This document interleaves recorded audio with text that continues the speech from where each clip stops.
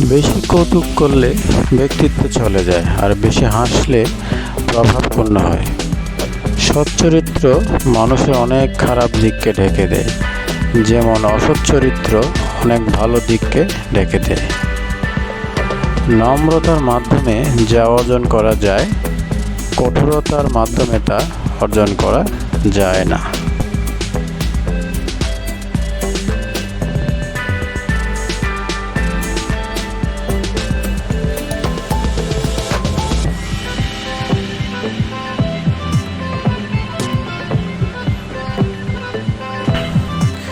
জীবন হচ্ছে সাদা কাগজের পাতা, তার মধ্যে আমাদের কেউ কেউ লিখতে পারে তার দু একটা কথা, তারই নেমে আসে রাত্রি।